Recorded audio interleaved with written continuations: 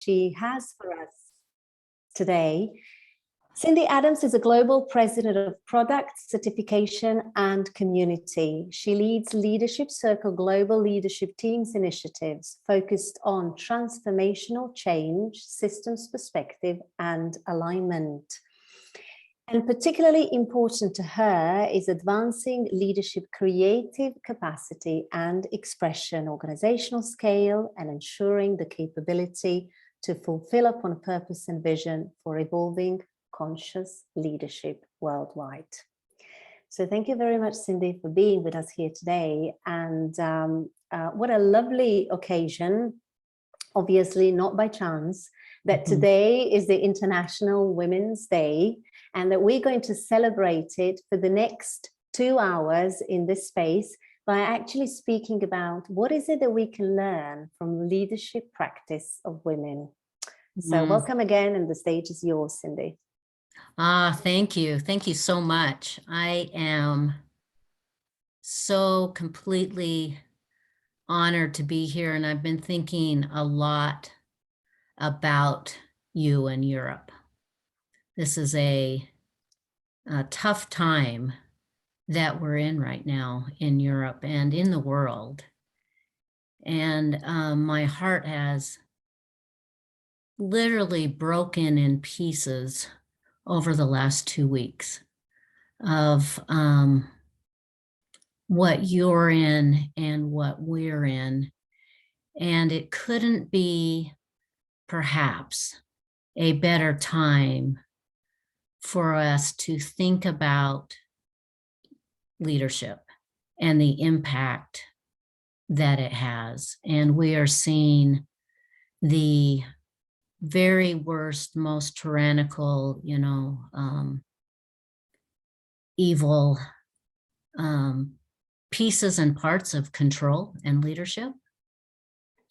And we can also look for some of the best of what we're seeing in leadership, what it means to act courageously and humbly and vulnerably and lead by example. And we're seeing it all around us. One of my very favorite expressions actually comes from a man who's dead and used to be Mr. Rogers on TV. I don't know how many of you are familiar with Mr. Rogers, but he talked about his mother. He was a children's teacher, and he talked about his mother, and he said, whenever there's and she told him, whenever there's devastation, whenever there's crisis, whenever there's chaos, look for the helpers, because there are always helpers.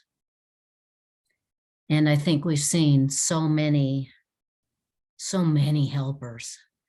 And I like to believe that this community is a community of strong helpers that truly bring out the best in us and help those to evolve so that everyone around us can be better helpers and better able to hold these complexities and these deep spaces that require deep leadership and deep and radical humanity. So with that and honoring that, let's get into a little of this conversation. I'm going to, and I don't want you to hesitate to bring in this full human experience with what you're noticing right now into what we're talking about. Certainly, I'm not one to compartmentalize. And so I know we're bringing all of us and all of it and everything into this time together. And that's the best way for us to be. So as you chat, and I've noticed a few thank yous. Thank you for that, and mostly thank you. Okay, I'm going to share my screen. Lonnie Van Dusen and I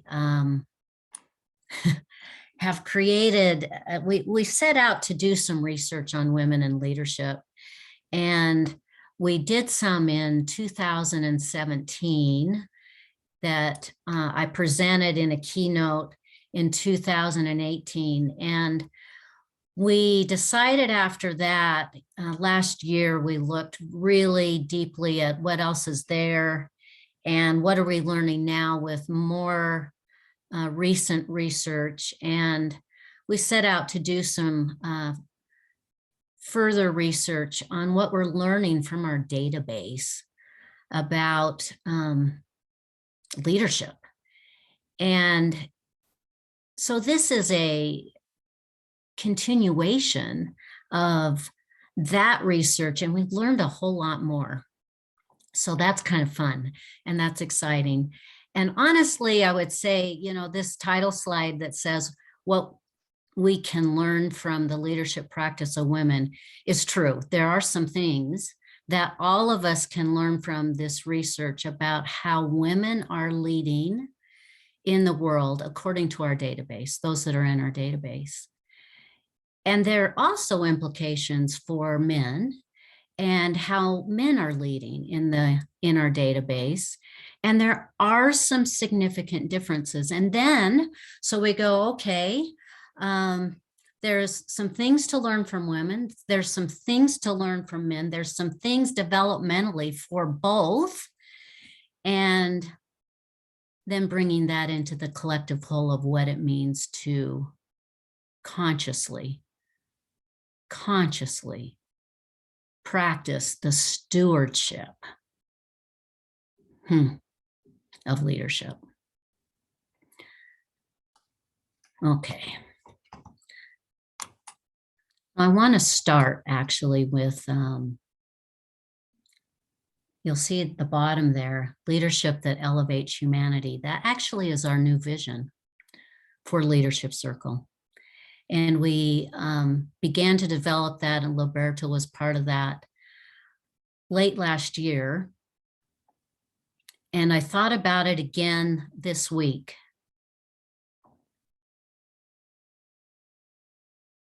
Leadership that elevates humanity. Oh my goodness. We know of so many instances where leadership is not that.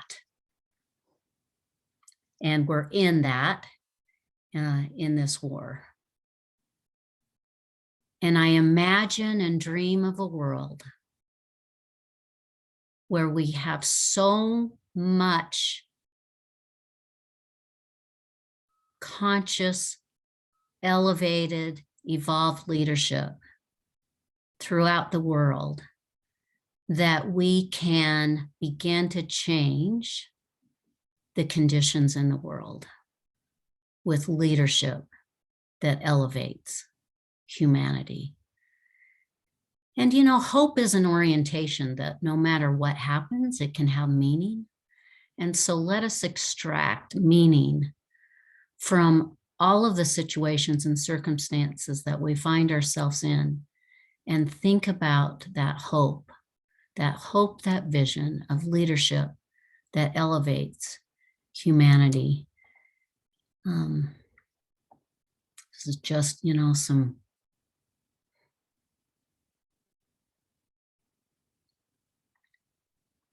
beautiful images.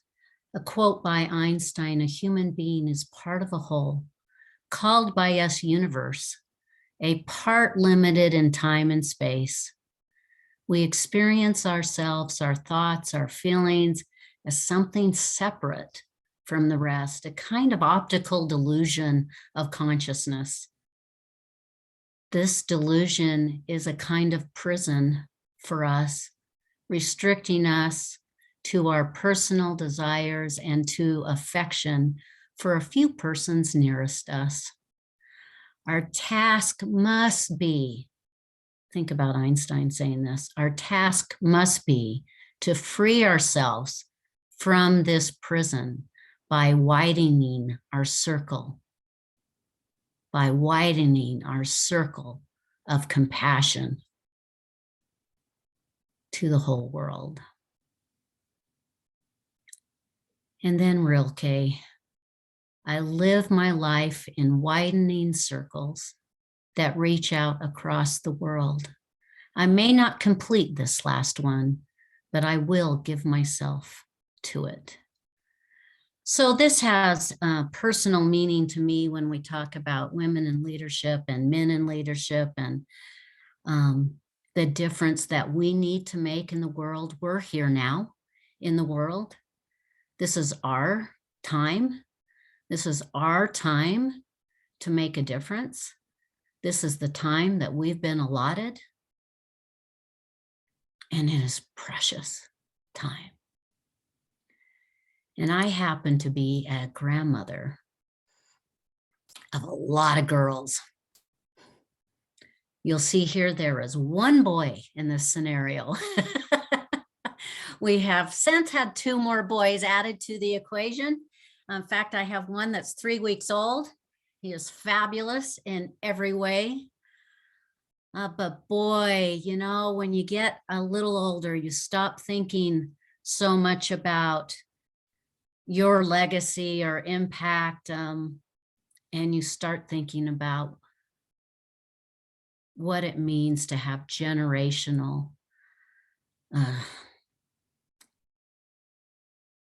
survivability and thrivability, and what it means to leave the world a little better for these grandchildren that are growing up in the world so young, so full of life,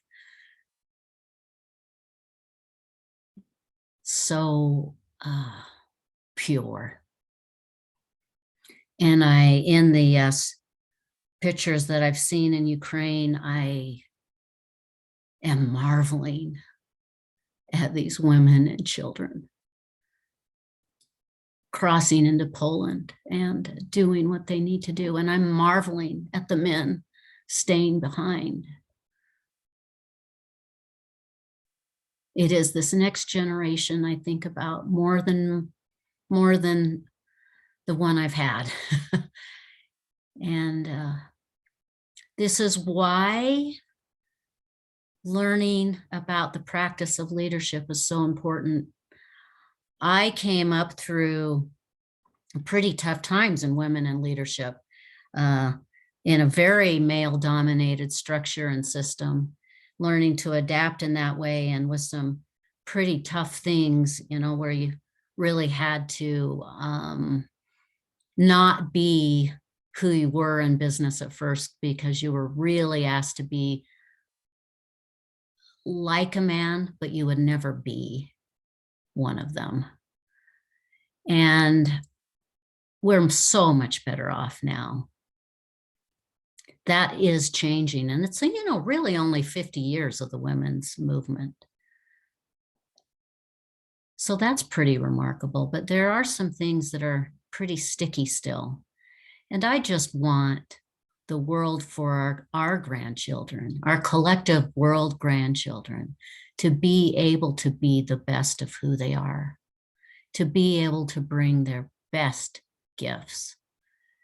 And there are some really great gifts for men and women. So I want to lay out this context if I could. And I'm sort of starting with some of what we really know. First of all, when we talk about leadership, and most of us in the community know that know the leadership circle, we're talking about leadership competencies that are universally agreed on. It isn't as if we don't know what good leadership looks like, and the literature isn't really clear on it, and that the research isn't abundant on leadership competencies. We know what great leadership looks like. We know what it feels like. We know what it accomplishes, but sometimes we fail to look outside our own biases, that our implicit biases can get us as we're hiring, as we're promoting, as we're looking to broaden our teams. Our own biases can get us. So there is this implicit bias for women gaining numbers in leadership ranks, which hasn't yet really happened in the way it needs to. It has a bunch that has been really pretty elusive and sticky. And on this Women's Day, as Liberto so wonderfully placed this session, this is kind of just worth noting that we know what good leadership looks like, and yet women in the workforce still don't have the numbers that men have in leadership. And you can make a lot of reasons for that, and there are a lot of reasons for that, and yet there's something there that's just sticky and elusive, and it's been hard to move the needle. And, you know, gender shouldn't be an issue anymore for us, but it is. It just is. And it, you know, DDI said in their global forecast, and it's actually now a business issue. So studies demonstrate that organizations that have at least 30% women in leadership roles are 12 times more likely to be in the top 20% of organizations for financial performance. That's actually stuck. That was done in 2016, that study, and there's a couple more that are very similar to it, and that just stays. And yet many organizations fall behind in ensuring diverse talent. And again, all sorts of reasons for that. And bias has to be part of that in some way, shape, or form, or we would be moving the needle. So let me just go into the construct here real quick. When we're talking about leadership competencies, we're talking about, in our circle, in the leadership circle profile, we're talking about that top half of the circle, and those are leadership competencies that are unleashing an energy, that are scalable, that are most highly correlated to leadership effectiveness. In the bottom half of the circle on our leadership circle profile, we talk about reactive tendencies. These reactive tendencies are strengths, on a reactive structure. They do get us to where we are. They have deep roots in our childhood. They tend to have limiting factors. They tend to cost the person and the people around them energy. And for that reason, Lonnie and I started to look in this research at what was the most predominant for male and females in terms of the orientation. What is it that was really happening? And what has the research not talked about yet in that regard? Because the research is actually kind of confusing. If you look at the research between men and women that's been done, they do studies that maybe are only self-surveys. They don't have evaluators. They don't have a developmental orientation. And so you can get a lot of mixed reviews. So it is by looking at this developmental edge that is the most well-traveled journey in adult life, this transformational piece of moving from reactive to creative. It is the miracle, actually, in our life. It's a miracle shift. A beautiful transformation that moves us into more complexity of mind. And what you all know in this community, but just as a highlight for those that don't, most of our problems today that we're facing in the 21st century are too complex for the reactive structure that is built on a socialized mind, which is beautiful. It gets us to be adults. I mean, one thing I always tell people in certifications is that as a parent, one of our biggest goals is to get our kids to be socialized. Like, they can be productive citizens in the world. They can go out and get jobs and be successful. They know that they really shouldn't run the red light.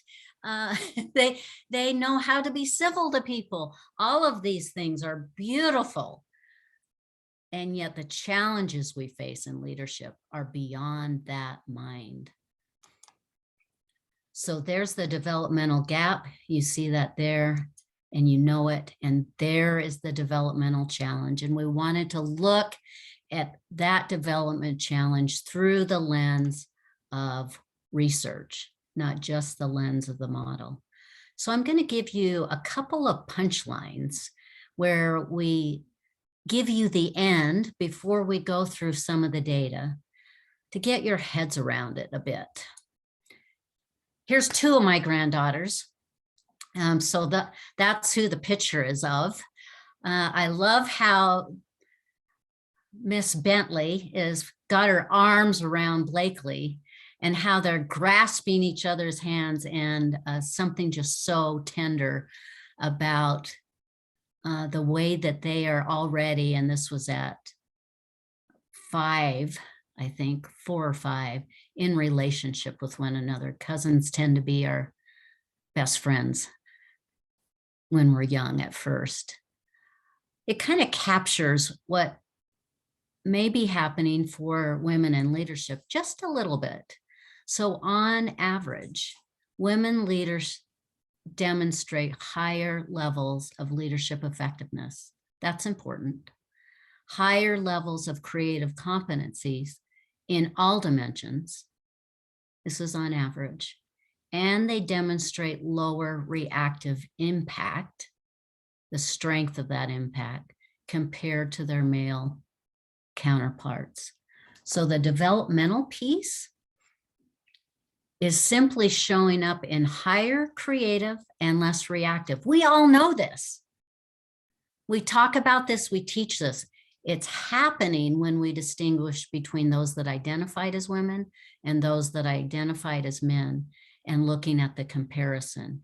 And the superpower fueling women leadership performance seems to be a superpower in the relational move.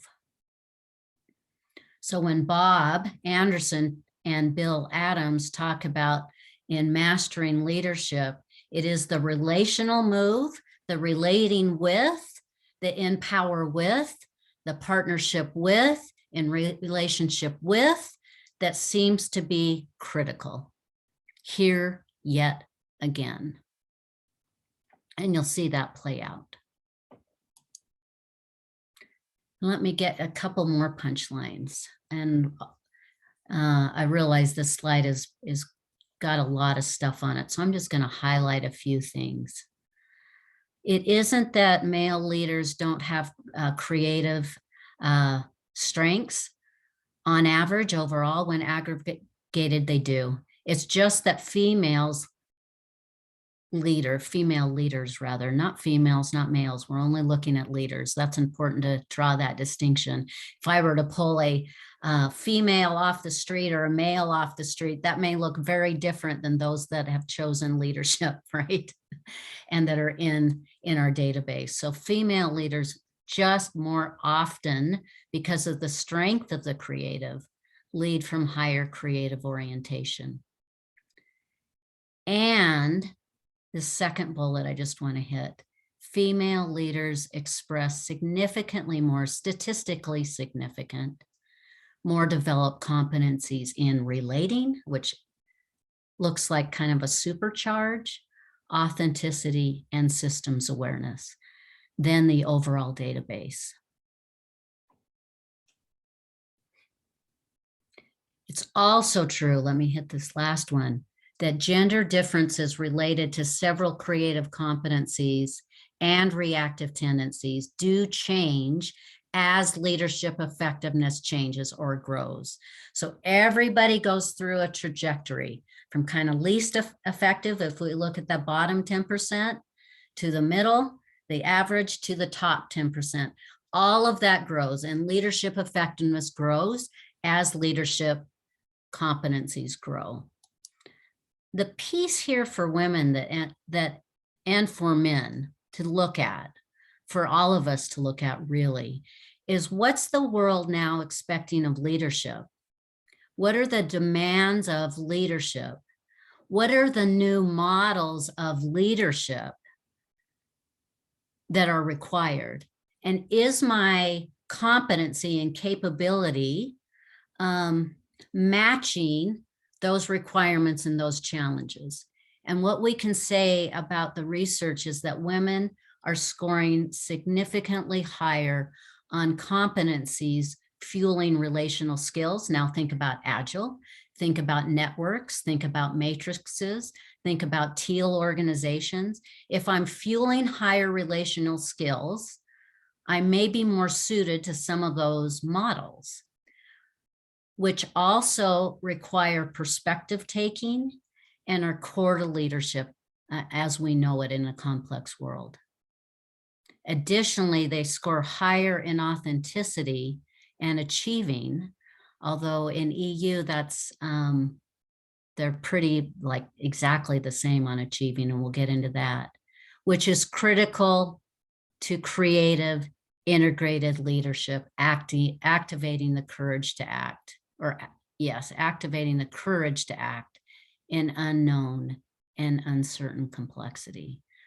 So you've got relational skills, perspective taking skills, and authenticity, all required for complex challenges and all required to be able to act in the unknown and in the uncertainty. I think about Zelensky for a moment there as a male example of acting in the unknown, showing great vulnerable courage and authenticity, leading by example. So it isn't that men do not exhibit these things. Let's be very clear. There are very, very, very good male leaders.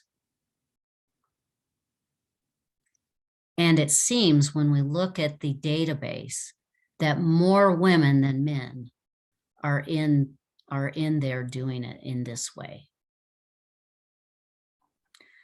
Let's just pause for a moment before I go on, and I'd love to just have you kind of chat like how those insights land for you and what, you know, what you're noticing about what you're thinking right now.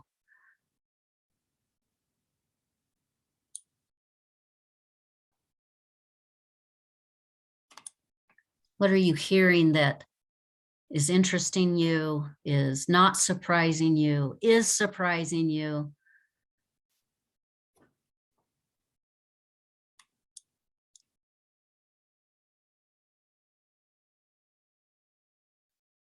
Ah, yeah, you're reading the big chat, I am assuming. yes, yes. I can attest to the fact that all of that is true. Oh.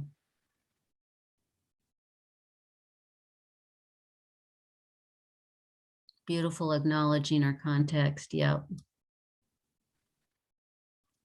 Anything you're noticing, Zaina?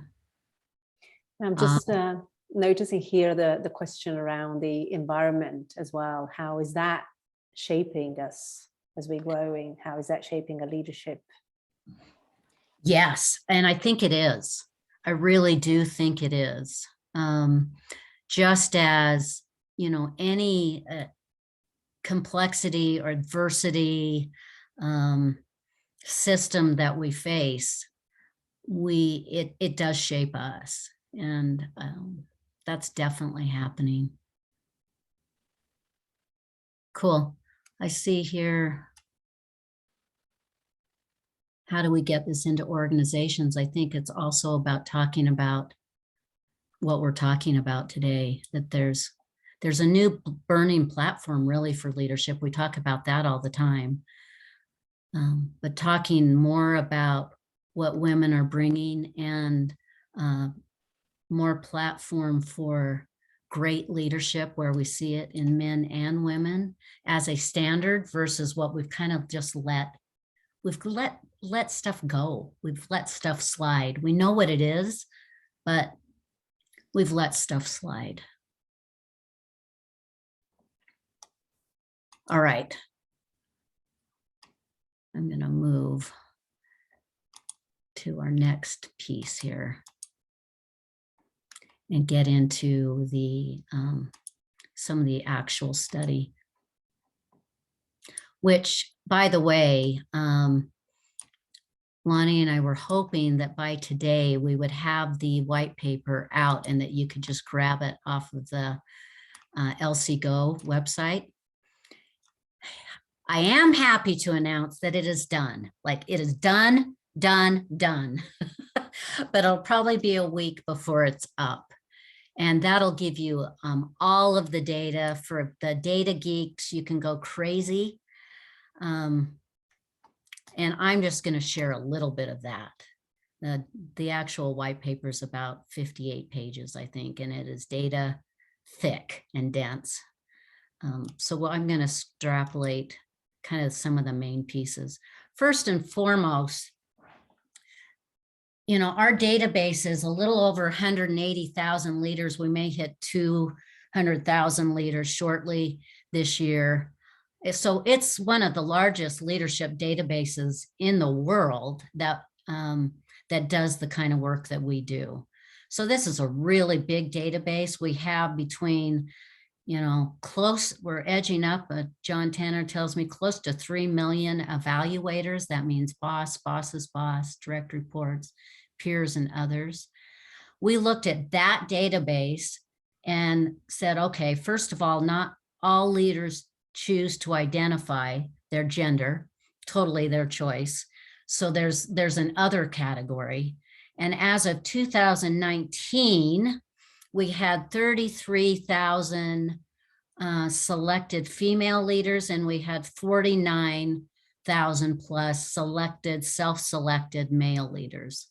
So that gave us about 82,406 leaders from around the world with millions of evaluators that were part of this study.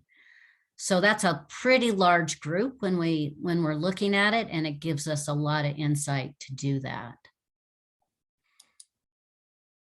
When we look at distribution around the world, we'll see here that this is male and female leaders in the database.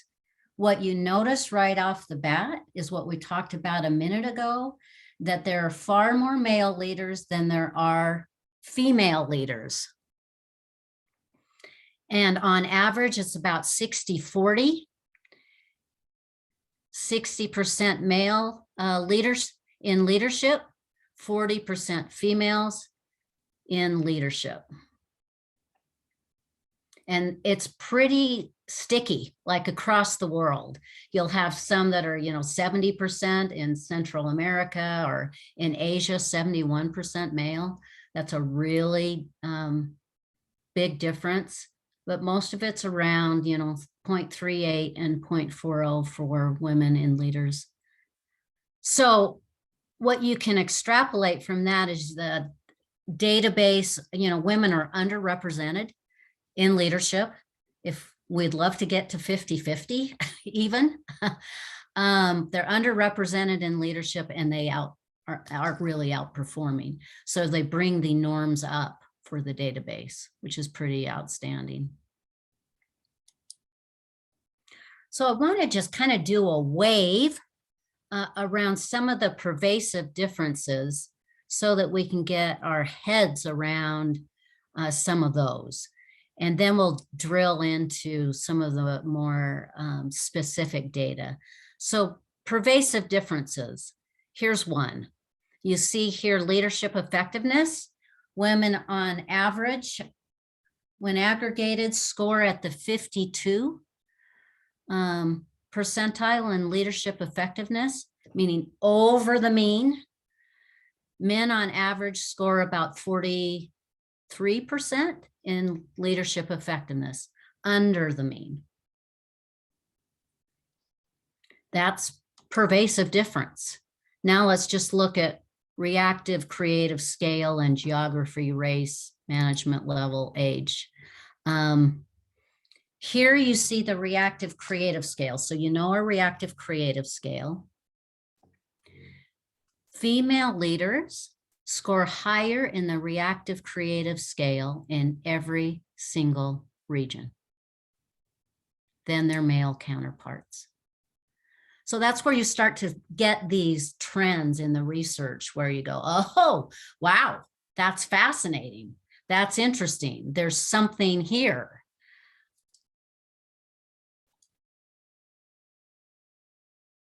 When we looked at, and this was up till 2017, some of you that have been around for a while know that we used to ask for ethnicity or race. And because so few responded, after a certain period of time, we just took it down. We would love to have it because it's so good for research, but people just generally don't respond. So that's a piece that's kind of up for debate. But when we were doing it from 2010 to 2017, I think it was, or when Bob started, when was that? I can't remember the date. Somebody here may. Yeah, I think that's actually about right. Here's the reactive creative scale in Asia, in Black, in Hispanic, in the USA. And still, the pervasive trend does not change. Women score higher in the reactive creative scale than their male counterparts. So by region, by race and ethnicity, by management level or leadership level. Look at the C-suite where women are so underrepresented and yet score higher than their male counterparts, or officer, or executive director, or manager. It gets to be like, holy cow, what are women doing? And what they're doing, we know, actually. They're just operating from a little more creative capacity. This is also interesting. So this is the gap between female and male leaders. So the gap points as scored by age. So here at 21 to 25, you can see, okay, there's a 2.5 point gap, which is significant statistically. By the time you get though to 41 or 50 or 55 or 60, and then for all the people out here that are beyond 60, there's a 6 point creative gap between male and female leaders with a female advantage.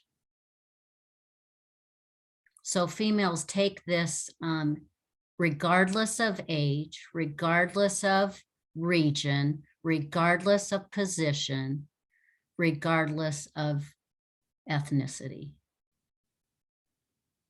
Women show up as more creative than their male counterparts on the reactive scale, and significantly so. So there's the hand wave.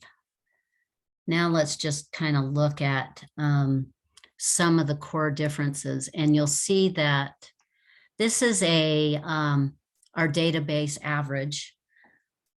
Just chat in here, on the inner circle, what you notice about male leadership and female leadership on the average.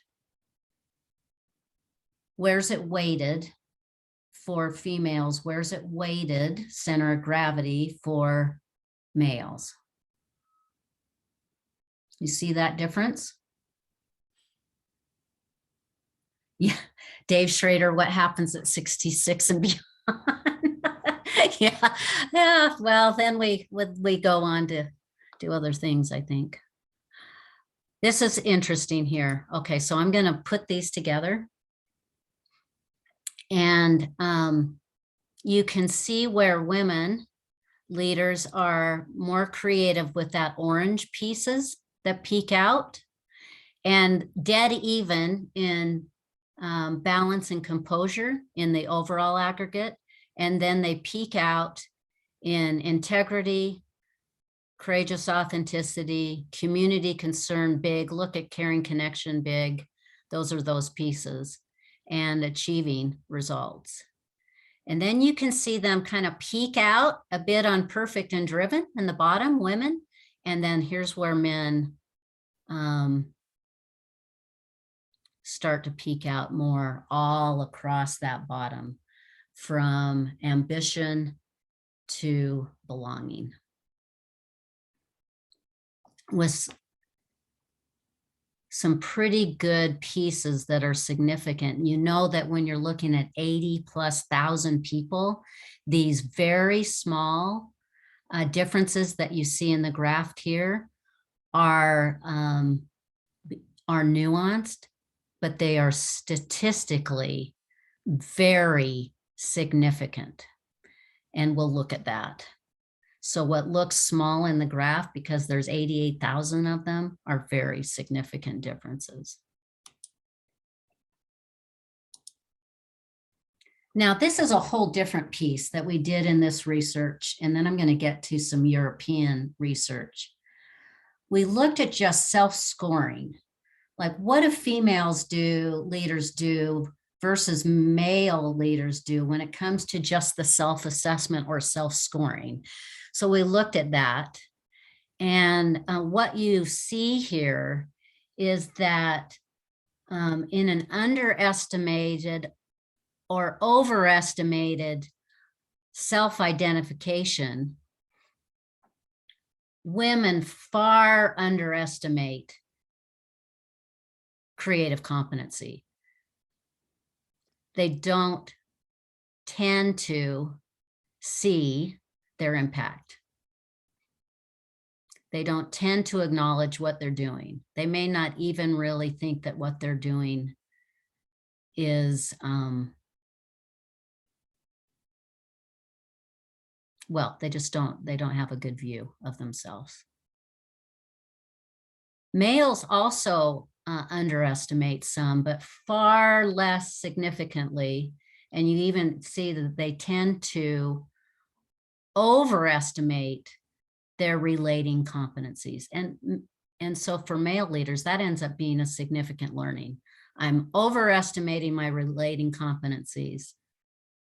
And that may be something that I need to really pay attention to, because if the relational move matters, then understanding that, getting clear on that is going to be important.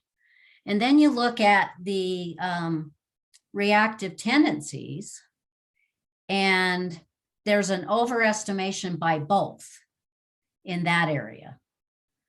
And yet women still overestimate in this area more than men. So women will underestimate creative competencies.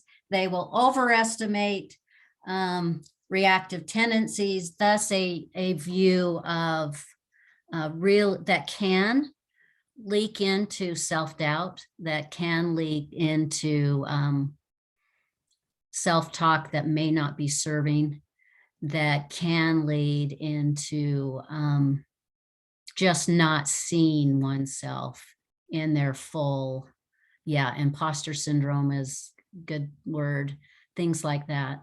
And it's not that males also don't do some of this, it's just interesting to note the difference. My husband would say to me, Cindy, if you could only see yourself the way others see yourself, you'd be blown away by yourself. So I don't know if any of you could use that Bill Adams coaching, but I know that I've had to really look at that. I've had to really look at that as a female leader, because my tendency is to not look, to not notice, to not see my impact in its true form, because I'm always looking for what I haven't done or what I may not be doing well. Let's look at the European study sample. And this you guys were part of with Bob Anderson. He did a little bit of this, but I've got some new stuff for you. So this, I think you've seen. We took with Lonnie 12,000 leaders out of the sample. There were 77,000 raters. So a much smaller sample, but 12,000 is a great size sample. That's a pretty big sample, really. In this study, males were at 58% of the leaders, women 42% of the leaders. So still, again, that 60-40 split. Very educated in Europe in our database, 52 different industries, 42 different positions, 43 different countries. Unbelievable. And you saw this too. So age range all the way from 20 to 60 or over 60, but not very many over 60, which is interesting to me. And not very many really. Well, 20% and 50, yeah. And then management level. And then I think you saw this, but just as a reminder, here's a typical profile when combined for a European leader. What you notice here, maybe as compared to the other, is that the controlling piece overall isn't as high. And you do see a lot of creative competency in systems awareness overall in the European leader, which is beautiful. Now let's pull it apart, because this you haven't seen. Now, when you look at this, what do you see between the average male European leader and center of gravity? What do you start to notice? And what do you see for the average female European leader? What do you notice?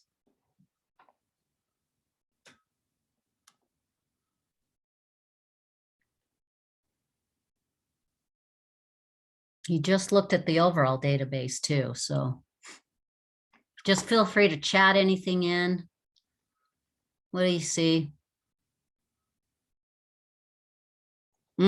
Distance and arrogance, man.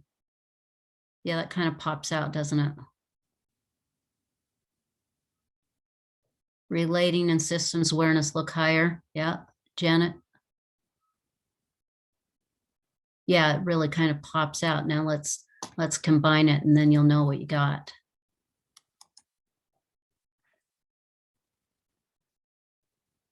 So you see a similar pattern to the global pattern. We expect that. You'll see that women outperform men in all relating competencies, particularly in caring connection. That's very similar.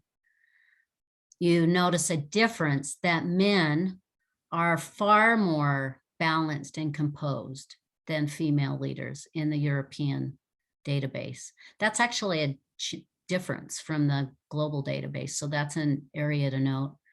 Women more in their creative competency on authenticity, as well as community concern really popping out there. But the systems awareness piece is actually a little higher in Europe than the overall database. And then you see males pop out a little bit more on strategic focus, which is interesting, but females still hold purposeful, visionary, achieve results, and decisiveness. And then an interesting, women in Europe don't have time for balance. Yeah. Do leaders tend to lean into reactive tendencies under pressure? Yeah, we tend to lean into our center of gravity under pressure. So when under pressure, we can default to our reactive tendencies, especially if those are the most available to us at the time. That's how default works. We default to our most natural way of being, our most in under pressure. So sure, we can definitely get more reactive under pressure. Now, here's where you see the pattern, but maybe some differences in the reacting tendencies. Women and men, women leaders in Europe are more perfect and driven in those reactive tendencies than men. They were pretty equal in the database, and it's not that women necessarily are showing stronger, driven, and perfect necessarily, but men are showing less of it in Europe. And then you get the male pattern for leaders in the overall databases, which is this kind of swoop across more of these biting reactive tendencies of ambition, autocratic, arrogant, critical, distant, and passive.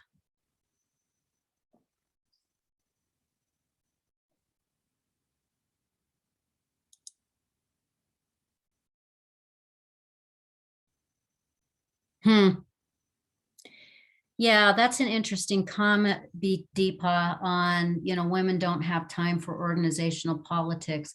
And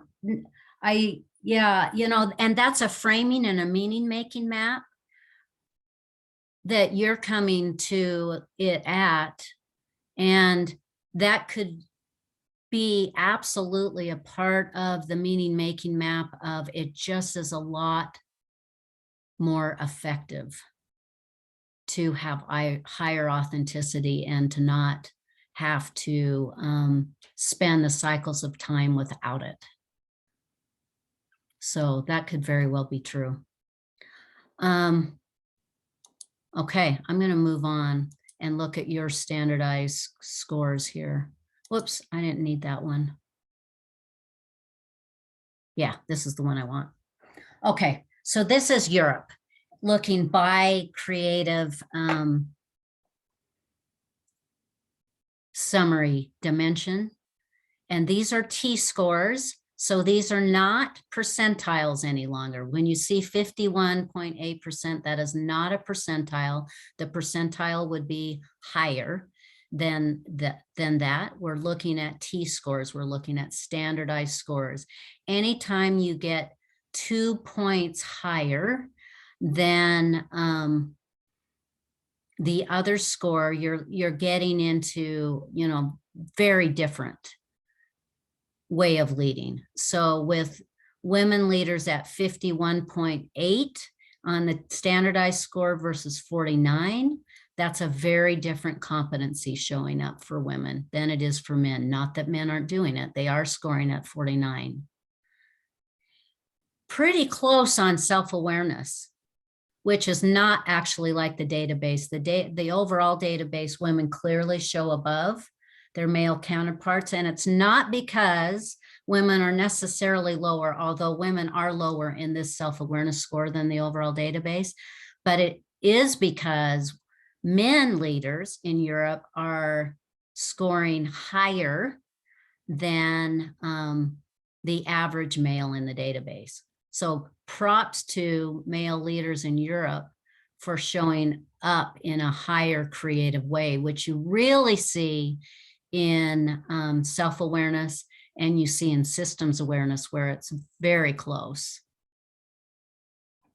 And then you see women in Europe actually go down for men in achieving a bit, but it is not significant. It is a 0.2 difference. So pretty much the same in achieving. Here's where it starts to matter, and that's in the effect size. So the effect size is where you start to look at meaningful numbers. So is this a meaningful, statistically meaningful and practical thing? Could I see it in the average leader, or is it just a number? And here's where, let me just orient you to this, this piece. We have all of the creative competencies just listed on the left-hand side. And then you have your female leader mean T-score on the next column. You have your male leader mean on the following common column, and then you have statistical difference, meaning that it's statistically relevant and important, and it's not going to just happen by chance. On the first effect size, you have the European effect size, because these are the scores for Europe. On the very right, you have the effect size of the average database, of the whole database of male and female. So you have the Europe graph and then just an effect size to show you the trend and that it's where it's correlating with the overall database on that very right-hand side. Now, in yellow, this is a heat map. In yellow, what you see is scores above 0.22. That is a meaningful and statistically practical and relevant score. It's in yellow, meaning that it's it has small meaning. How you can compare this when I say small meaning is that when a child goes from the first grade to the second grade, they should show a 0.20 difference between their first grade and what they're able to do in second grade. So it's a year ahead. I should show a year ahead if I'm in second grade than in first grade. And they look at that every year, that their second graders or their third graders or their fifth graders should be showing a meaningful difference of 0.20. They know more than when they were in the prior grade. So this is relevant when we're looking at yellow. Orange is even more than that. So we're looking at a couple grades when we look at orange, and when we look at red, we're looking at the difference between an elementary school to a high school kind of a difference. That's meaningful, that's significant. So where women are supercharging that grade school to high school effect is in the red, and that's in caring, connection, in relating. That is a different leader completely than their male counterparts. And you see here that Europe holds that well at 0.46. The overall database is 0.55. And then you see the orange in mentoring and development for both Europe and the overall database. So the pattern holds. And then you see a difference. Males actually are more, that's why I put the M, showing more composure than the overall database, which is at a 0.0, not significant difference, more composure than their female counterparts in Europe. So there's something to be learned here from the male leader in composure. And then you see the trend, just not as big. In authenticity for women, it's yellow in Europe, it's orange overall. Community concern is yellow in Europe. It's orange overall at a 0.43, really big actually. And that's because men are showing up more in those areas than the average male database. So there's a lot more similarity in how you are leading in Europe when it comes to community concern and integrity and courageous, well, not courageous, that's the same, in integrity than the overall database, which is pretty cool. That's what we want. We want both males and females to be really leading from a more creative space, and we want to learn from each other. And then you see an orange in achieved results in the overall database with a 0.23, and that's because females did score a little bit lower in Europe in that regard. Questions about that? Do you understand that? That kind of gives you the overall patterns and what's significant and what's meaningful.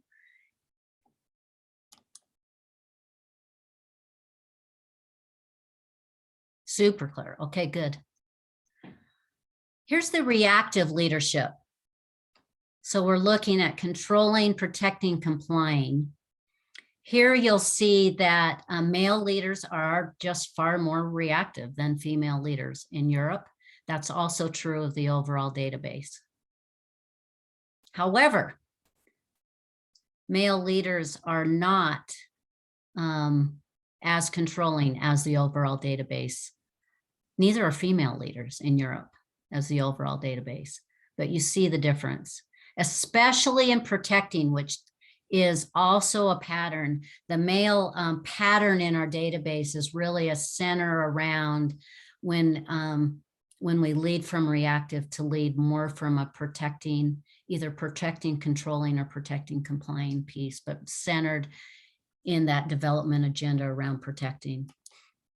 And here you can see, congrats to Europe again, for lower arrogance than the overall database. You see the red in the 0.47. That's for females, like far less arrogant than the overall database by a really big, like, you know, grade school to high school effect. And yet Europe is in the orange for that. So not as much difference, even though there's a lot of arrogance in the still to work on, because orange is still a big deal, still a different leader. Grade school to middle school, right? Difference. And that's significant. So where we see the pattern here is that the bordered pieces in the black border here on top in perfect and driven, the global effect size is that women are slightly more perfect and driven at a really small degree in the overall database. And here men take this category because women are far more perfect and far more driven than their male European counterparts, which I find really fascinating. I'm still curious about what that actually is about in your culture, in some of that.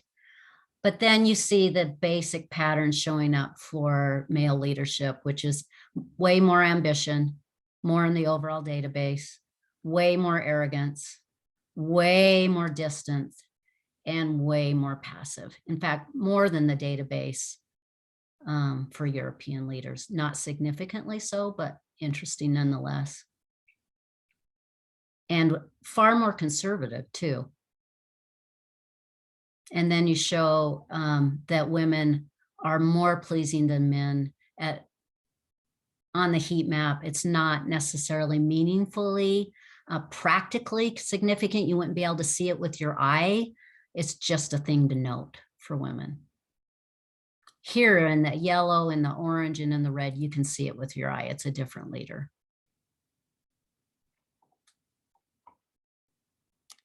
Okay, so this is just the average overall database. This kind of gives you the basic categories where the naked eye or the average person experiences a notable difference.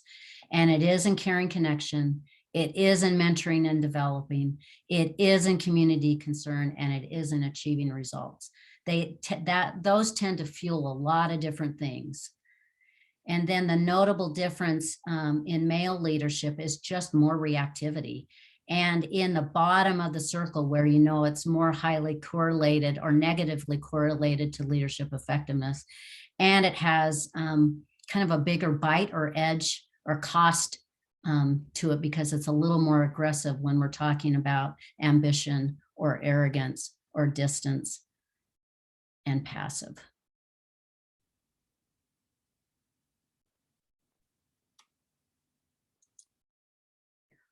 Okay.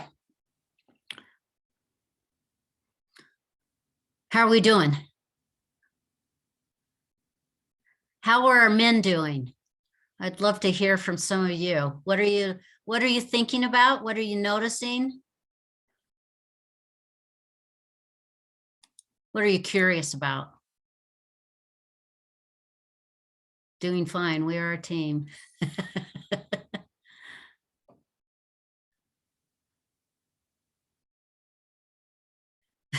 I love this. Too much to text in here. Okay, good.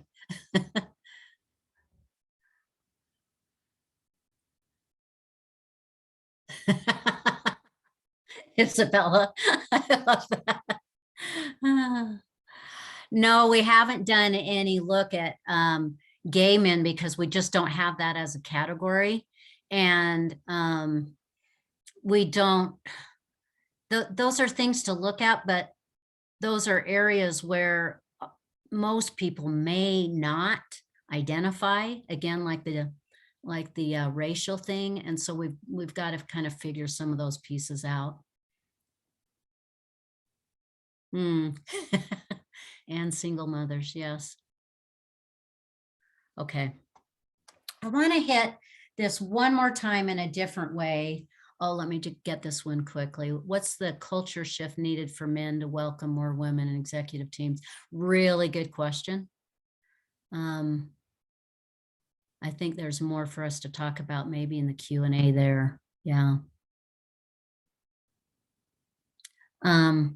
Let's look at highly effective.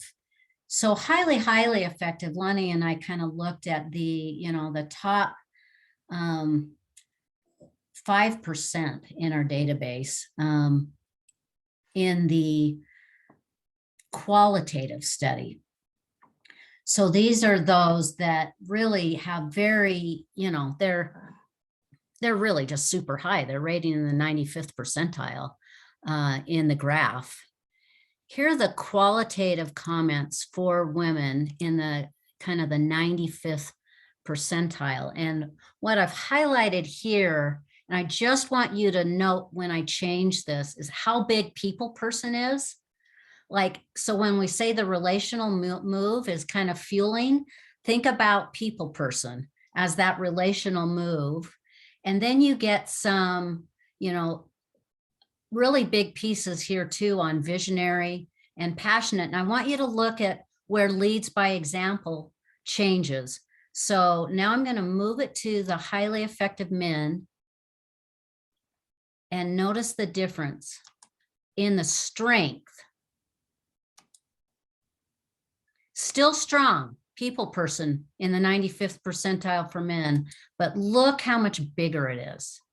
The strength of the endorsement for women. And leads by example, you'll find that right there. Now look at it as I move it back. It just is bigger. It's just more endorsed. It's just more seen. Now look at what's on the bottom for women and look at what's on bottom for the men. So less reactive and less of them, even at the 95th percentile. So when you're going to work for a male leader overall on average, what you know is you're going to get more reactive tendencies in play. And this is fascinating. A lot of them may say, and a lot of them did say, what are the challenges? Nothing in the 95th percentile. And yet overall, you'll still, kind of see this impulsive, inflexible, micromanages, hasn't fully developed the team, independent operator. Overload is there for both of them. And overload is huge for women, but with less of those comments. Okay, just interesting to know. And a highlight piece, this is one of my granddaughters when she was I think 18-month-old. And there's something about this picture that always gets me with women overall, because she's just playing. She's playing with her toys. She's playing with stuff on the ground. And she finds this, like this little flower plastic wreath, and just sticks it on her head and goes on playing. And we get her to turn, and it's like, you are magnificent. She just put a crown right on her head and didn't even know what she had done. And she didn't see the crown. She didn't notice the crown.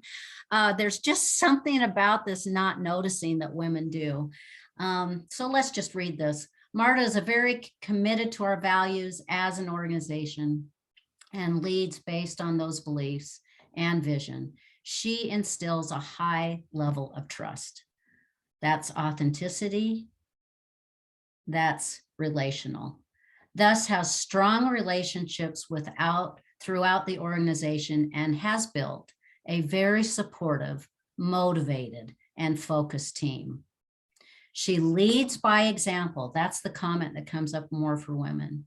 Is a model for the organization and holds herself and her team to high standards and values and accountability.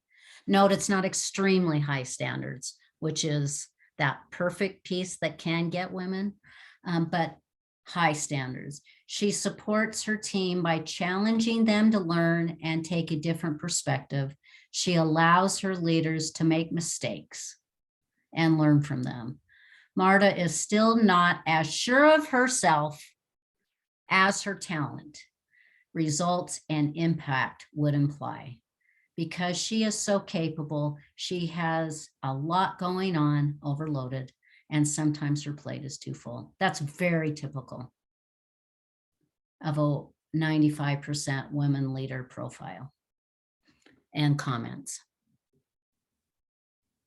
So you see here, when we look at biggest gaps for men and women in that high effective area, we see that women get almost twice the endorsement for lead by example. They get far more endorsements for people person. And then you'll see some of the biggest gaps where women fall shorter, but this is interesting that men would be higher in problem solver, strategic thinker, or thorough. And it kind of makes you wonder if there isn't even maybe some bias in there that they don't, that men look for that in men or women look for that in men. I'm not sure what to make of that. It's just the largest gaps. And what we note is that for women leaders, there's a greater prevalence of people management skills, whereas for men, there seems to be a greater, although not dramatically different, prevalence of kind of project management skills. What's fascinating for women with the female challenge is that women continue to get more and more and more overloaded, where men kind of flatten out their overload. Still overload in both, but women tend to not yet handle the overloaded piece in their leadership. And you saw that this year, last year in 2021, when McKinsey said women are even more burned out than they were a year ago. And the gap in burnout between women and men has almost doubled. In the past year, 1 in 3 women has considered leaving the workforce or downsizing their careers, a significant increase from 1 in 4 in the few months before the pandemic. Women get more involved in people. They handle the home more. They manage the team burnout and the needs more consistently. And they find it difficult to not do things well or be there for the people they care about. That was the McKinsey study. That is overload for women. Okay, I'm going to just kind of pass through this and get to our European insights so we have some time to dig in. Bob showed you this slide for the top 10 skills and behaviors of European leaders.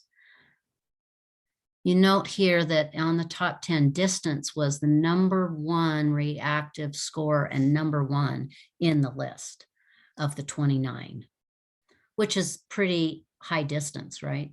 Pretty interesting. And then there's all these beautiful competencies following. So amazing. So I decided to shift the list and look at it by female leader and look at it by male leader. So you could see what the differences were and what was what. What you'll notice right away is the pattern holding true, that female leaders are far more creative, and that community concern shows up as #1 and caring connection as #2, and foster team play #3, collaborator #4, mentoring and developing #5. Those are all relating type. I mean, even though community concern is often systems perspective, those are relating skills. Interpersonal tension, intelligent relating skills. That's pretty fascinating. That is the relational move that we're talking about that supercharges a lot of other things. Well, you'll notice in the male leaders is that distant, when you combined it, is strong enough that it showed up in the #1 for men. And that's where it's coming from. And then you've got a lot of self-awareness around balance and composure. Then it moves into a passive in complying.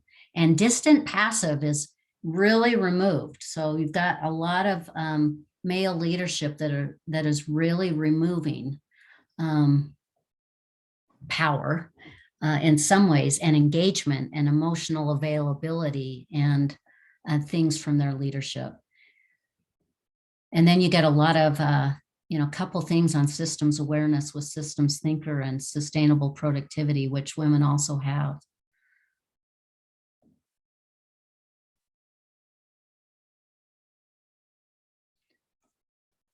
Okay.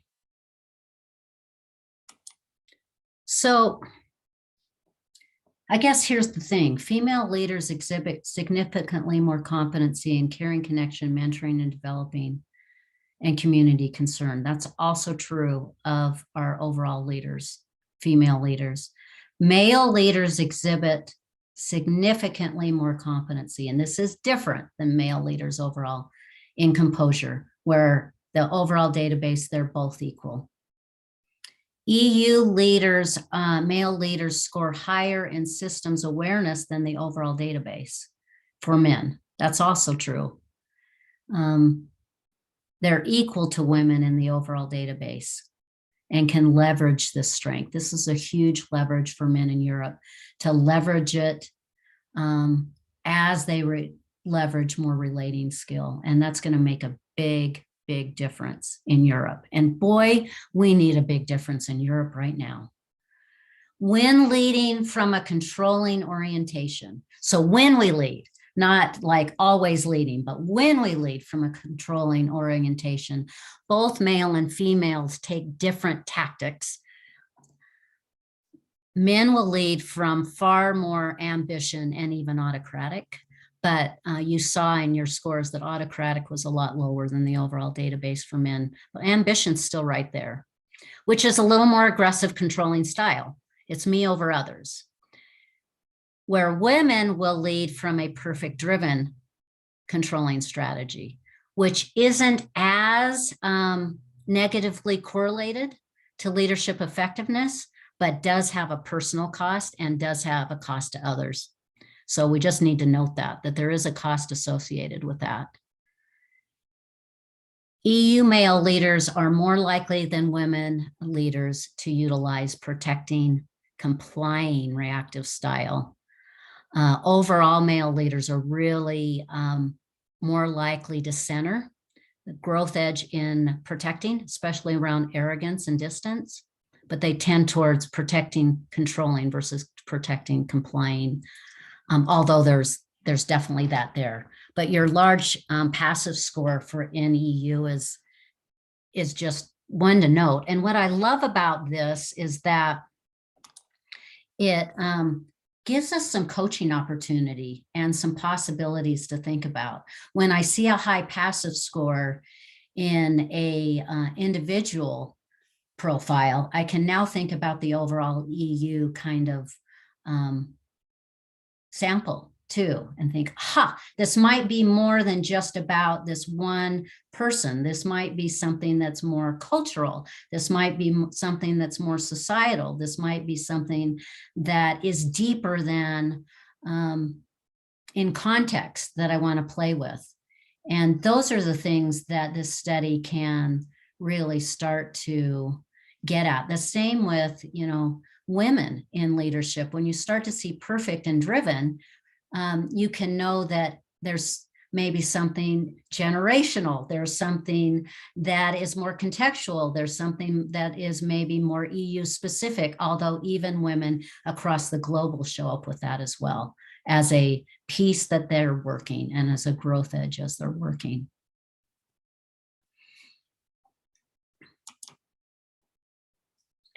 So that kind of leads us to coaching and next steps.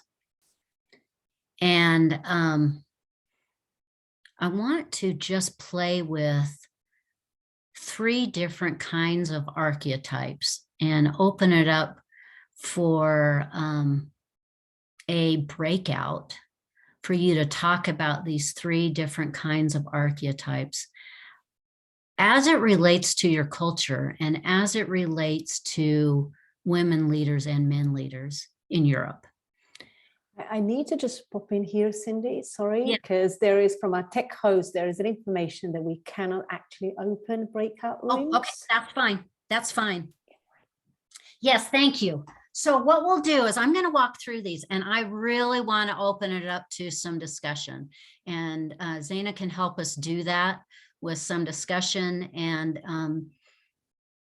then we'll fold back to kind of the end, and then we'll have some Q&A as well. Okay, so I'm going to share my screen again. So as far as reactive tendencies, here are a couple things to play with for male leaders and the nuance of European male leaders. And again, any individual can be very different. This is an aggregated difference. We're showing statistically significant differences. It's likely that some male leaders are going to fall into some of this for sure, but that doesn't mean that every leader is going to fall into these styles or archetypes or patterns. So, let's for sure throw out any definitive you are or you are not. There's all kinds of nuances in between. What we're noticing in the data, what we notice in the data is that for males particularly, there's just a higher level to lead from protecting than females. And protecting is likely a central avenue of development. And there's two pieces in here. There's one archetype that I'm calling the force. Oh, and I see that I actually misspelled that, which drives me crazy. I'm sorry. Forceful knower. So add an R, a forceful knower. And evolving the forceful knower kind of requires a narrative shift from knower in chief. I am my ideas. If they are not best, I am nobody. I am my brilliance. If that is not best, I am nobody.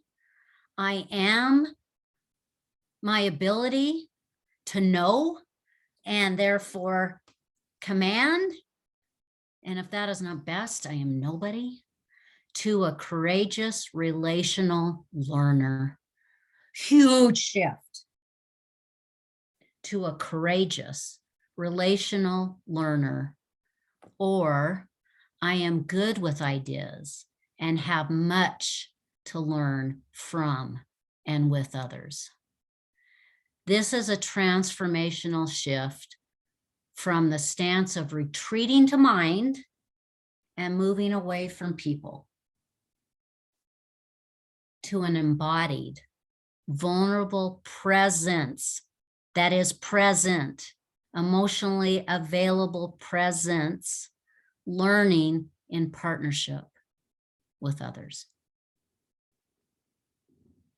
This is not something that happens by shifting a thing here and a thing there, right? We all know this is an adaptive challenge. This is the transformational leap from reactive to creative. The second type is the elusive knower, which is more complying. And it's like this knower, but they're here, they're not here, they're gone, they're more elusive, playing small and yet knowing big. Requires the same shift overall and includes moving from passive containment. I am my brilliance emotionally contained. I have that in me. That's safe. To discovering courage in embodied authenticity, to courageous relational learning. This is a transformational shift, the same, from a stance of retreating to mind and moving away from people to a courageous, let's underline the courageous authenticity, self, embodied, vulnerable presence, learning in partnership with others. You see just the nuance and the difference between the two? Centered in protecting. Now, male leaders here, you're going to see some of this pattern in you, and female leaders, you may have even seen some of the other pattern in you, because we have it all in us. So for those that have protecting, you're going to see that in you. For those of you that are also got some perfect driven, you're going to see this in you. This kind of just points out that while female leaders may have other areas of development, this piece really centers on the perfect and driven subdimensions, which is at the heart of overloaded, and it's at the heart of what persists to some degree, even when highly effective. And it's also probably persisting because it is kind of less correlated to leadership effectiveness. It's got some bite to it. It definitely has some edge, but you can get away with it a lot longer. And so really getting underneath that and getting to it for your own health and well-being and those around you, and scaling at a whole new level and moving to creative at a whole new level, perfect and driven is going to be a piece. And we call that the exhausted hero. Evolving requires a narrative shift from an unyielding heroic doer. I must do better than best. I am what I do. If I am not doing, I'm irrelevant. I'm nothing.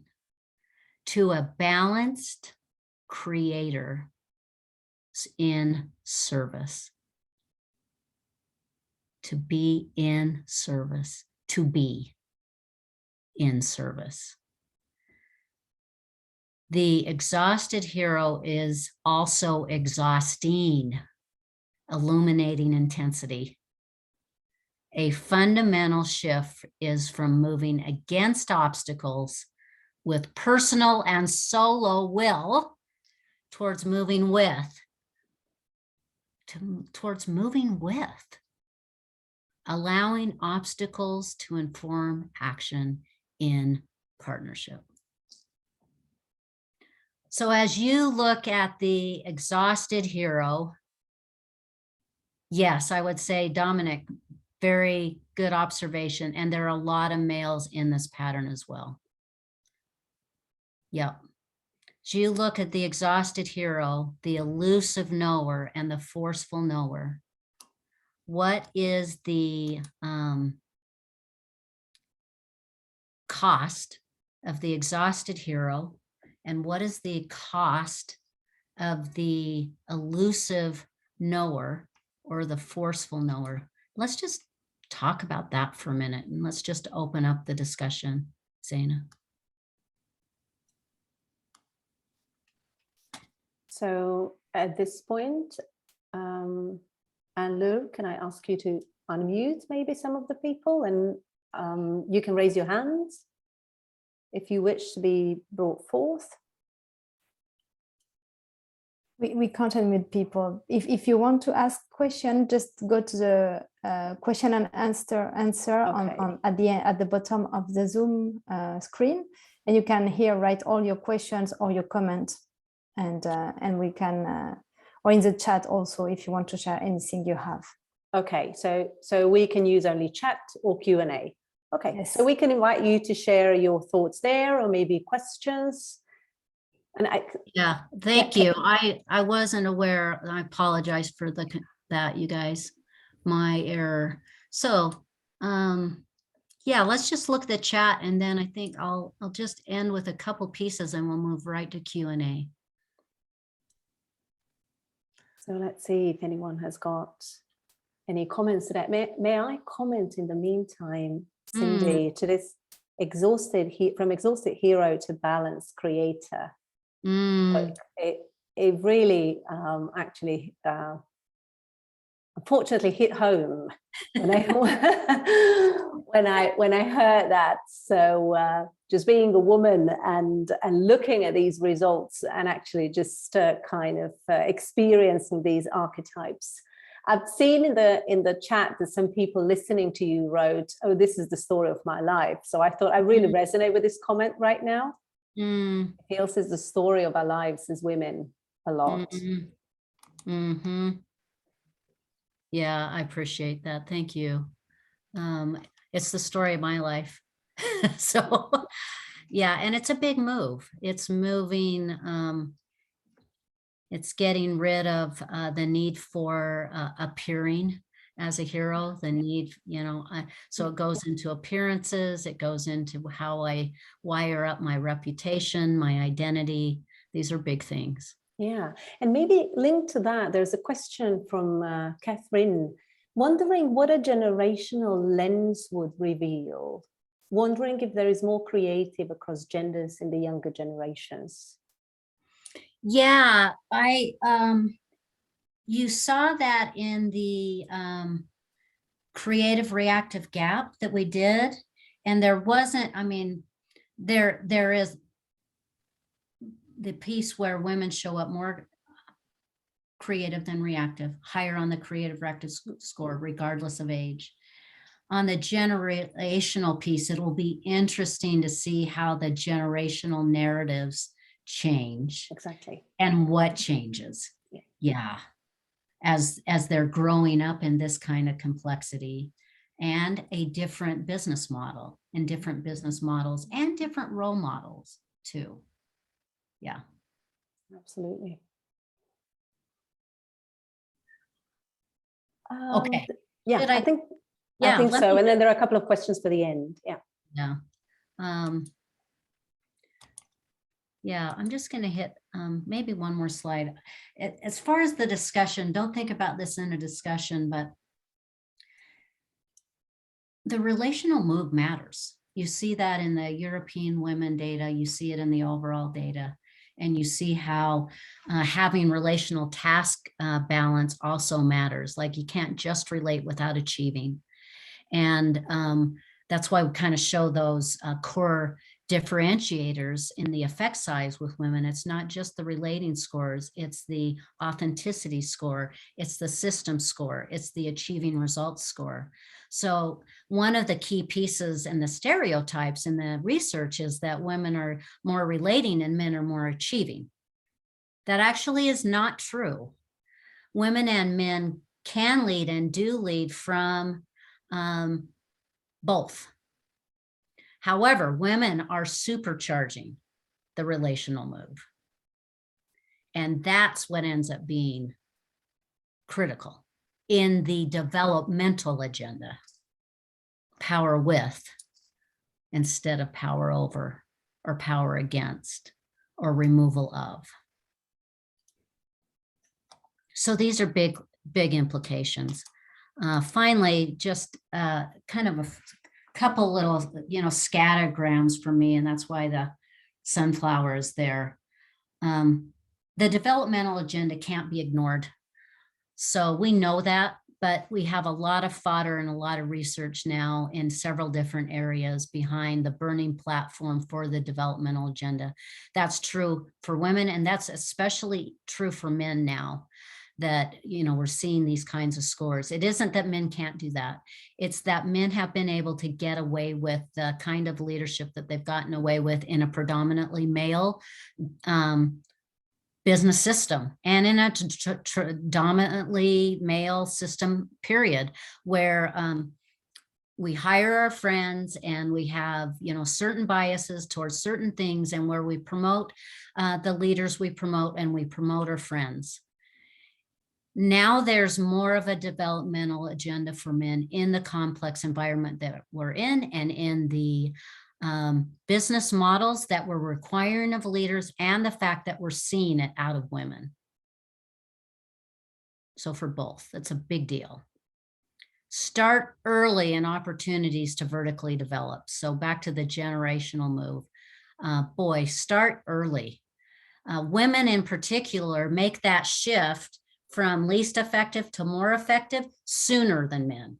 So if we look at the overall pattern, what women end up doing is somewhere around before the middle, they're already making a relational move that then supercharges later on.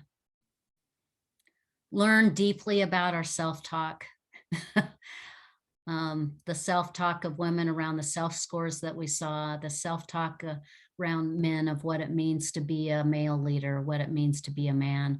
I think about, how protecting has become so generational, and you see our own men in Ukraine at war.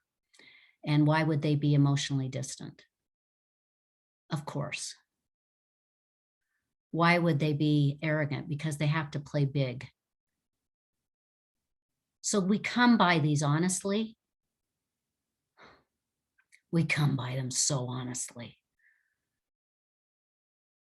Make sure we regard the gift and pay attention to the self-talk. Build support groups. Build diverse support groups and don't quit. For women in particular, get business experience early on. That's a place where women are dinged early on to not have relevant on the, on the line kind of job experience. Learn to advocate for yourself. That can get a little tiny arrogance yourself and learn to advocate. And I'm not talking about arrogance in the reactive way, but it's this: see yourself, see what you're doing, and know that you can speak up that way. Learn what it means to have boundaries, which is a big transformational move. And don't try to be a male leader. You don't have to be. And for men, build more diverse support groups, unpacked impact versus intention, and help us build more diverse teams and organizations, because businesses will be better for it and the world will be better for it. We know this, we need this, we are this in this community. And thank you for your time. I'm going to end here. Beautiful. So I've just got the information that if people want to raise their hand, we can hear them, but we cannot see them. So if maybe anyone is open to ask any questions, you can raise your hand and we will bring you forth in terms of your voice rather than your face at this very moment. But we can see right now in the chat how people have been kind of blown away by the data that you have showed here. And there are many of these people that also want to use the data for their own teachings. And as we said at the very beginning, the recording will be available for them. Yes, and the white paper will be available, I'm going to say within 2 weeks, so I don't overpromise, because it is done now. It's just a matter of what has to happen to get it published in the site. And we are looking actually to publish it in a leadership journal as well. So there's going to be several things coming out of it, as well as articles. So you'll have availability to that. And I can also send you a PDF of the course slides if you would like. Would you like that? I think people would very much like that, because we had several questions and comments. If there will be given that at the very end. That's wonderful. And there are still just a couple of questions, if you would be willing to address them now at the very end. Love to. So from the very beginning, several times people asked if you have any data or insight into how the rated gender influences the profile, meaning when we get the results where the men rating men versus female, rating man or female, rating female. So the gender of the rater, what's the influence? Yeah, we didn't see any significant difference there.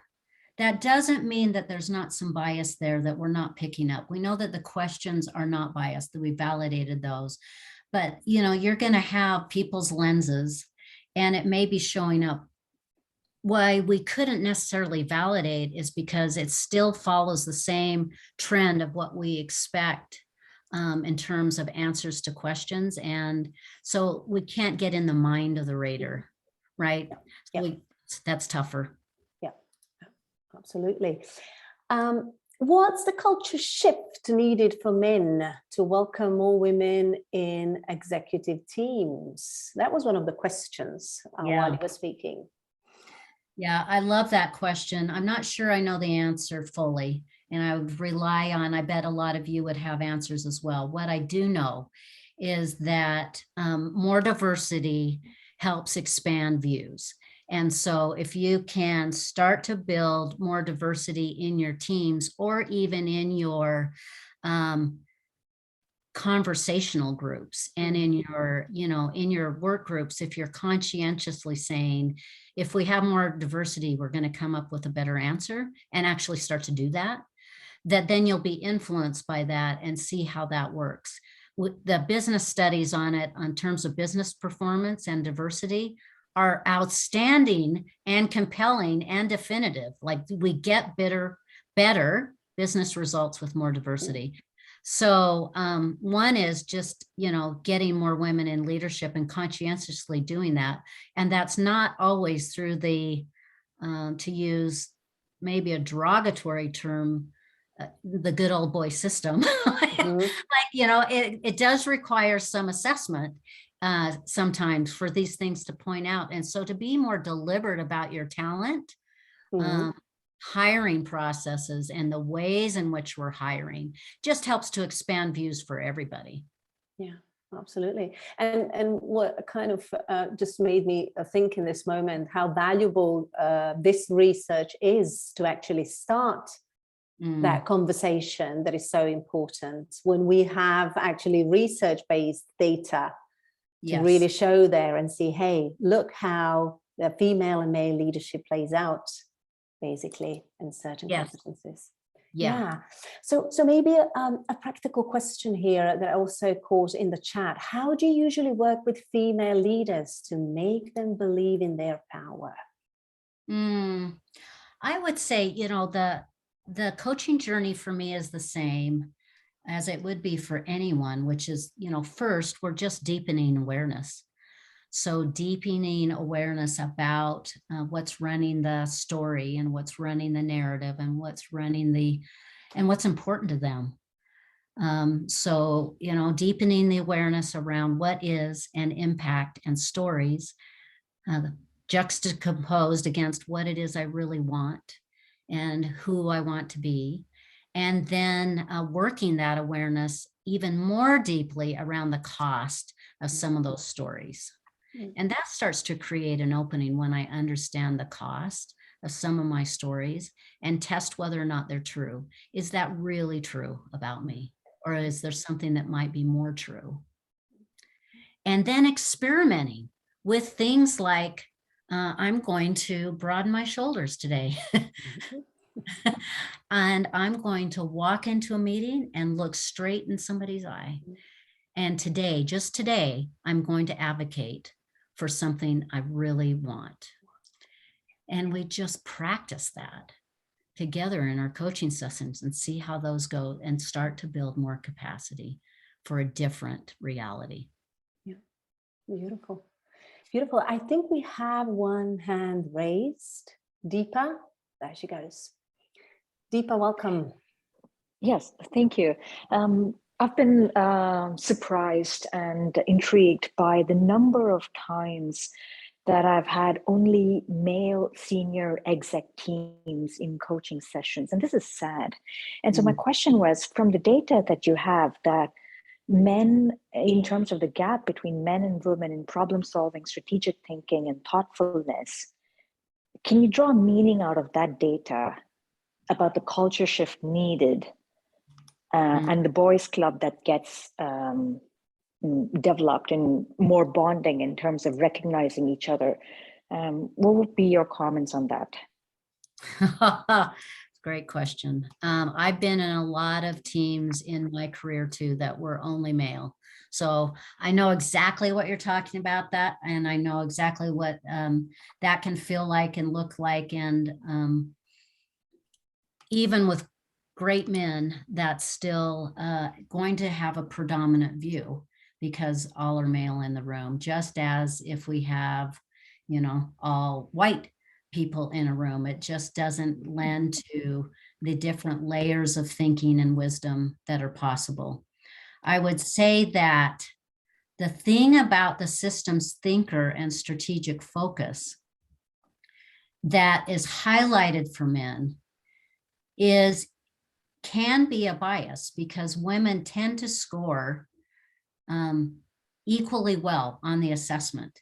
You notice that, like, for strategic focus, women scored even slightly better in the overall database, or at least I'll call you back to that, Deepa. Right. Yeah. So this can be a bias in what I see what I want to see, and I'm looking for what I want to look for, and I'm missing it in women because I'm not necessarily looking for it, and I'm looking for it for men. And that's why I say we've got to use better assessments. We've got to start development early, and we've got to create a burning platform for our male leaders around two things. One is women are flat out crushing it in a lot of ways in leadership, and why not take advantage of that on your team? And secondly, opening up possibilities and opportunities for promotion where they may have been overlooked and just wanted to hire the person that was convenient. Thank you. Thank you. Do you have any other further thoughts? I'd love to know your thoughts, Deepa. Yeah, I'm curious, like, how do you present this about their own biases? Because the number one challenge, like, men immediately do recognize that they need more women, but the conversation does not last for more than 10 minutes. It just gets very uncomfortable. And the focus immediately goes into problem solving, into getting more technical, into business issues, into hard topics. And we immediately see what you rightly mentioned, the distance, and bringing them back on emotional development, on feelings becomes a critical element. Yep. And the biases, there is a defense mechanism that comes in to justify how much they appreciate women, how much they like women, how they tried to get women, but they couldn't survive in that place.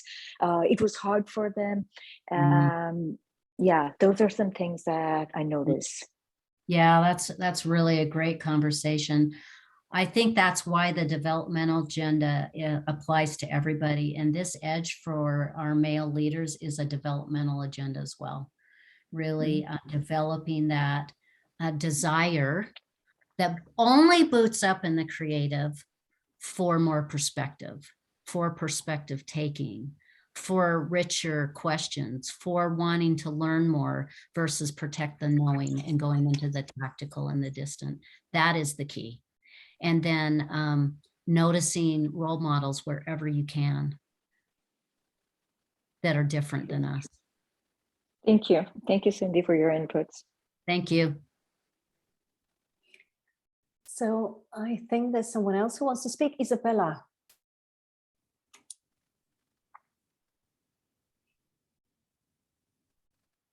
Can you hear us, Isabella? If you can. I unmuted myself. Can you hear me? Yes, we can hear you. Yes. Go ahead. Yeah.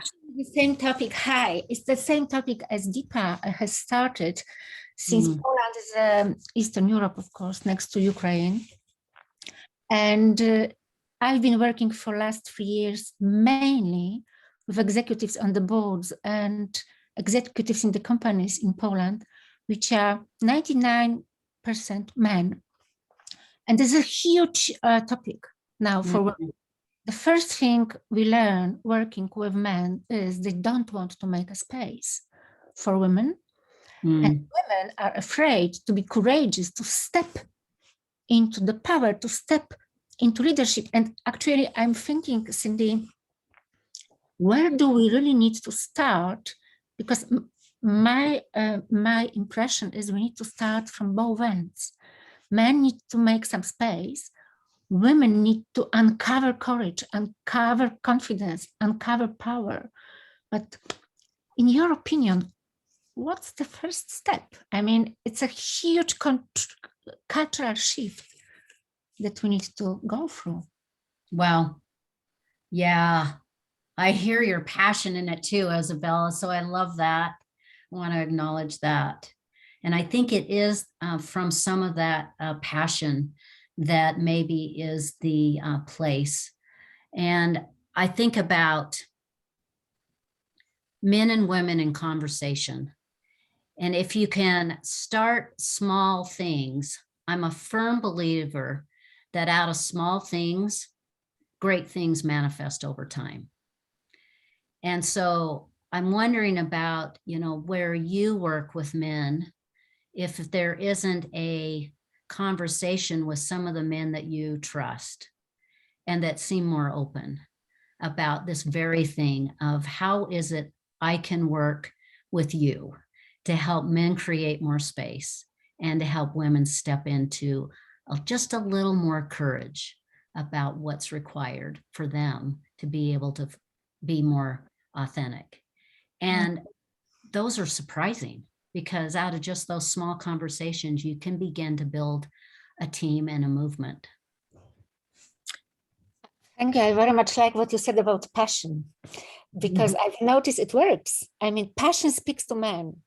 When we speak relations to men, I often hear, so what do you mean? We will be holding hands and singing songs now, and we will be becoming more relational? This is somehow what I hear in the board full of men. And what you said about passion is very close to purpose. And purpose is the creative answer to what we have in creative around ambition and risk. So that might very well speak. I hope. Yeah, and data never.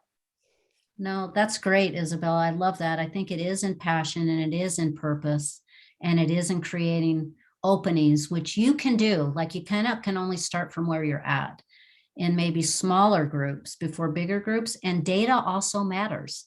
Like presenting data, some of the data I've presented today and some of the other data in mastering leadership is also powerful. So the combination is a good place to start. Yeah, thank you. This data is extremely powerful, and I'm sure all of us will use it. Thank you. Thanks for talking with me. Be safe.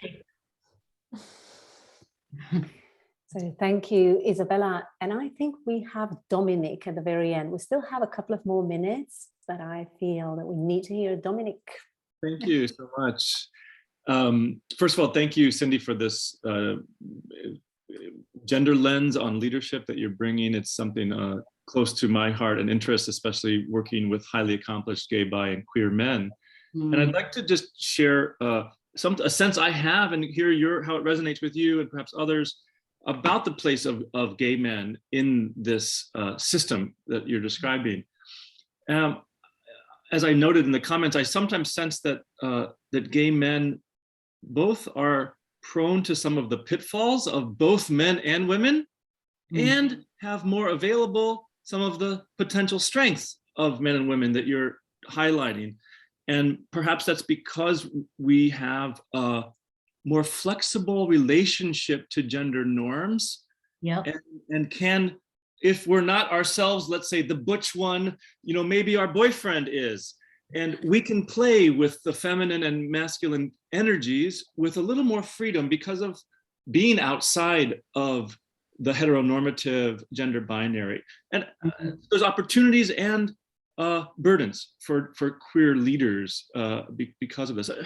Again, just presenting some ideas I have, and love to hear how it resonates. That lands with me really well. I would say, the biggest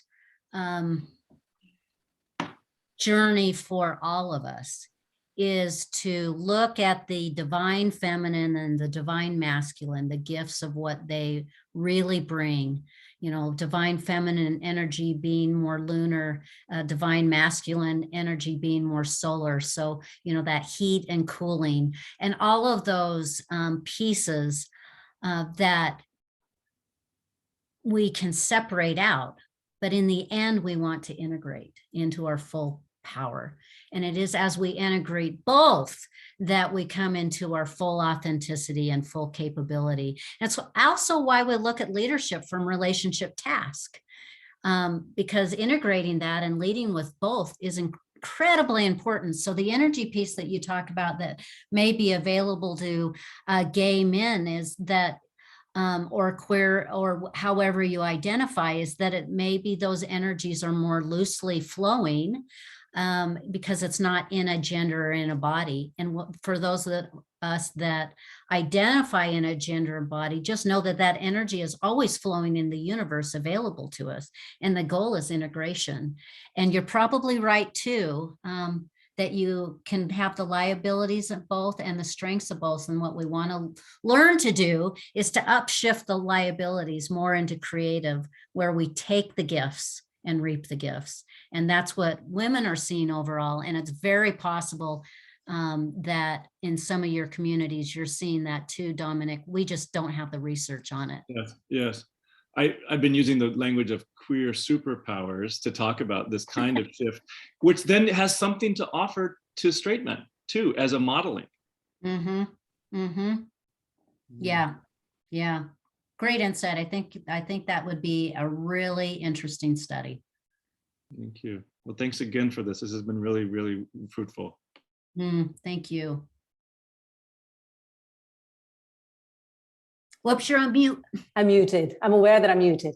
Thank you very much, Dominic, is what I was saying. And I'm aware of the time, and I'm aware that there are still some questions that unfortunately you didn't manage to address, Cindy, because of the time. And it feels one could be a lovely question for the end. Cindy, have you started to share the findings with organizations, and what is their response? We have not started to share the results with organizations, save for one group that we just barely did a little touch point into, and that was with Roche. We did a little thing with their agility working group, and it was very well received, but we didn't have the time. It was just kind of a little set the table with a glass, not the whole setting. And so more to do there. I think it will be very well received because the world needs great leaders, and we need leadership that elevates humanity. And in the end, that's what we're talking about. But stay tuned and keep us informed, because now we're beginning to share.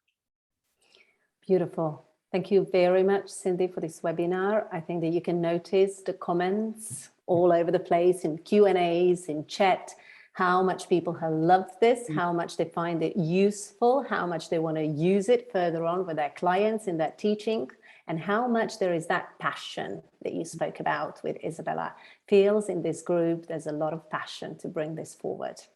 So thank you very much for being with the European community. Thank you. Yeah, thank you. My gift, my pleasure. Be safe, be well, all of you. Thank you. Thank you. Thank you so much. And for the rest of the participants, you will be receiving the recording and also some key slides. So you will have them for your use with your clients. And thank you for being with us today. And thanks for all of your interaction. Bye, everybody. Goodbye. Thank you, everybody.